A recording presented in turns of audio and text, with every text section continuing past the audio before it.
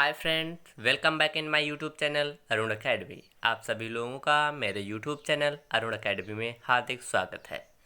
आज का हमारा टॉपिक है पदार्थ की अवस्थाएं।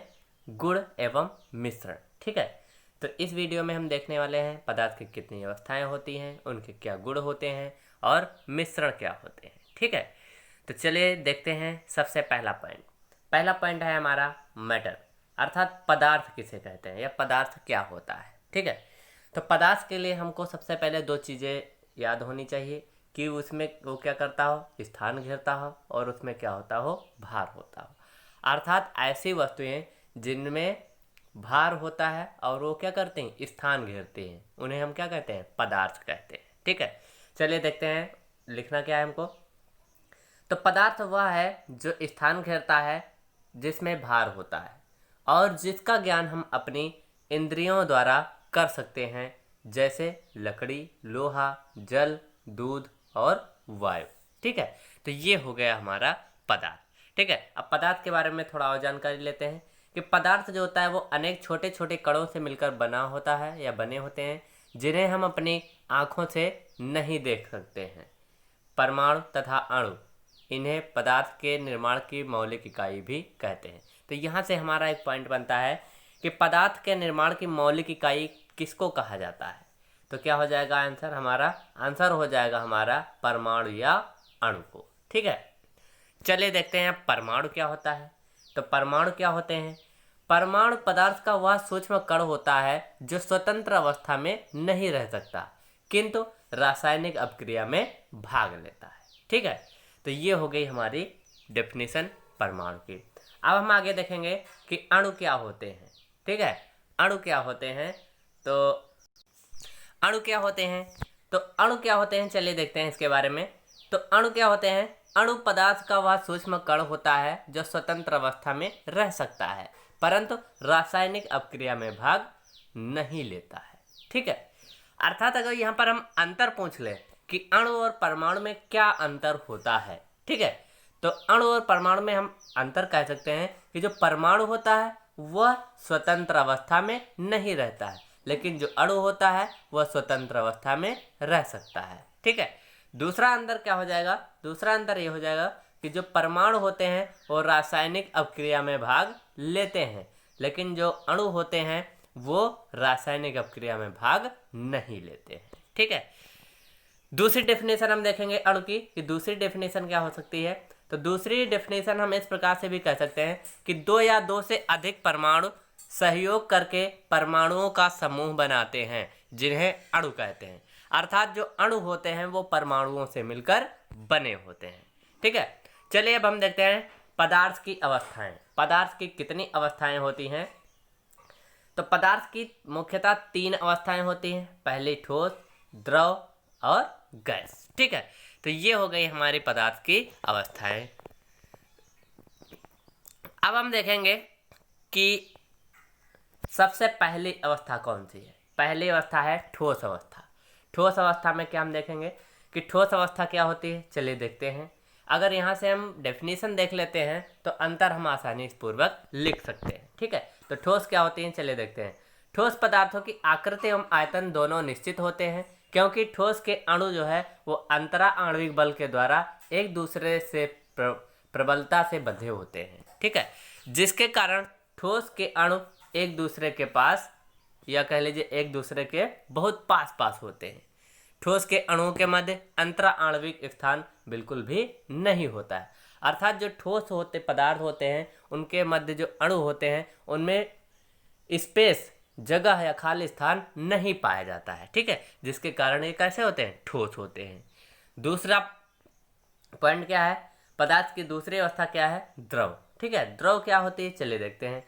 तो द्रव पदार्थों की आकृति निश्चित नहीं होती है। ठीक है, जो द्रव पदार्थ होते हैं उनकी आकृति निश्चित नहीं होती है। अगर हम सीधे बात करें तो इसमें ऐसा भी कह सकते हैं कि जो द्रव पदार्थ होते हैं उनकी आकृति निश्चित नहीं होती है। उन्हें हम जिस आकार के बर्तन में रख देते हैं वो उसी का आकार ग्रहण कर लेते हैं। जैसे पानी होता है, पानी को अगर हम ग्लास में रखेंगे तो ग्लास का आकार हो जाएगा, लोटे में रखेंगे तो लोटे का आकार हो जाता है, बाल्टी में रखेंगे तो बाल्टी का आकार हो जाएगा, ठीक है। सुराही में रखेंगे तो सुराही का आकार हो जाएगा, ठीक है। तो चलिए देखते हैं द्रव अवस्था क्या होती है। तो द्रव अवस्था में क्या होता है कि द्रव पदार्थों की आकृति निश्चित नहीं होती है, परंतु इनका आयतन जो है वो निश्चित होता है, ठीक है। इनका कह लीजिए इनकी आकृति निश्चित नहीं होती, परंतु इनका जो आयतन होता है वो निश्चित होता है, ठीक है। क्योंकि द्रव पदार्थों में अंतरा आणविक आकर्षण बल ठोस की तुलना में कम होता है, जिसके कारण द्रव के अणु अपनी सीमा में रहते हुए स्वतंत्रता पूर्वक गति कर सकते हैं। इसीलिए इन्हें जिस बर्तन में रखा जाता है उसी का आकार ये ग्रहण कर लेते हैं, ठीक है। तीसरा अगर मतलब अंतर की बात की जाए तो ठोस और द्रव में अंतर एक हम क्या लिख सकते हैं, ये अंतर भी लिखा जा सकता है कि जो ठोस पदार्थ होते हैं उनमें कह लीजिए जो ठोस पदार्थ होते हैं उनमें अणु बहुत ही पास पास पाए जाते हैं, ठीक है। लेकिन जो द्रव होते हैं वो ठोस की अपेक्षा में उनके अणु दूर दूर पाए जाते हैं, ठीक है। तो ये भी कह सकते हैं। तीसरी स्टेट क्या है, तीसरी अवस्था क्या है पदार्थ की, तो तीसरी अवस्था है गैस।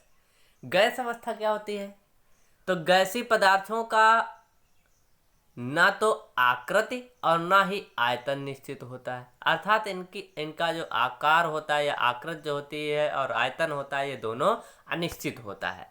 गैस के अणु के मध्य अंतर आणविक आकर्षण बल कार्य नहीं करता है, इसीलिए इनके कण जो होते हैं वो दूर दूर पाए जाते हैं, ठीक है। जो गैसीय अवस्था होती है ये सदैव ऊपर भागने का प्रयास करती है, ठीक है। चलिए अब हम देखते हैं पदार्थ के गुण। पदार्थ के गुण कौन कौन से होते हैं, तो विभिन्न पदार्थों की पहचान उनके आकार, रंग, गंध, स्वाद, जल में घुलनशीलता तथा अन्य कई विशेषताओं के आधार पर की जाती है। जिन विशेषताओं से पदार्थ की पहचान की जाती है उन्हें पदार्थ के गुण कहते हैं।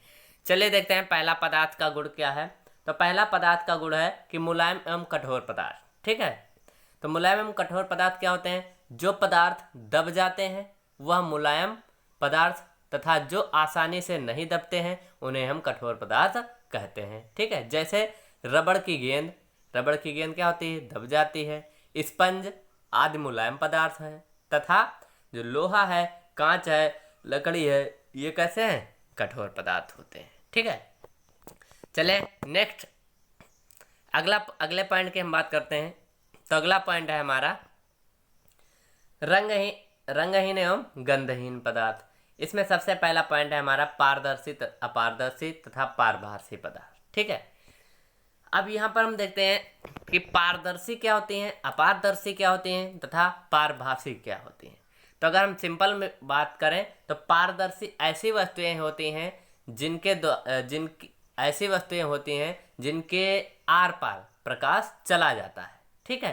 तो इसे हम कैसे लिखेंगे कि जिन पदार्थों से प्रकाश आर पार नहीं जा सकता है उन्हें हम अपारदर्शी कहते हैं, और जिन पदार्थों से प्रकाश आर पार जा सकता है उन्हें हम पारदर्शी कहते हैं, और जिन पदार्थों से प्रकाश थोड़ा ही बहुत ही कम मात्रा में आर पार जाता है उसे हम पारभासी पदार्थ कहते हैं, ठीक है। चलिए अब अगला पॉइंट हम देखते हैं, बहुत इंपॉर्टेंट है, भंगुर एवं अभंगुर पदार्थ। भंगुर और अभंगुर पदार्थ क्या होते हैं, तो ऐसे पदार्थ जो पीटने पर टूट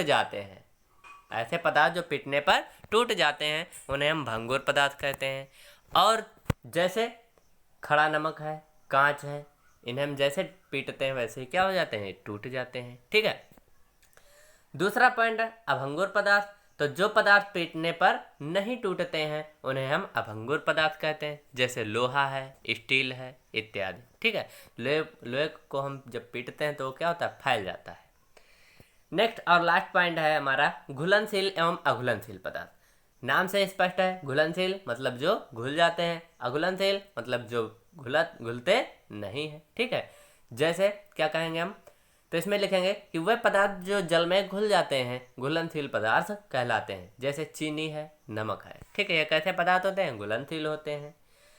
सेकंड पॉइंट है हमारा अघुलनशील पदार्थ। तो ऐसे पदार्थ जो जल में नहीं घुलते हैं उसे हम अघुलनशील पदार्थ कहते हैं, जैसे लोहा है, स्टील है। लोहे को चाहे जितना पानी में डाल दीजिए वो घुलेगा नहीं, ठीक है। तो ये रहा हमारा आज का वीडियो।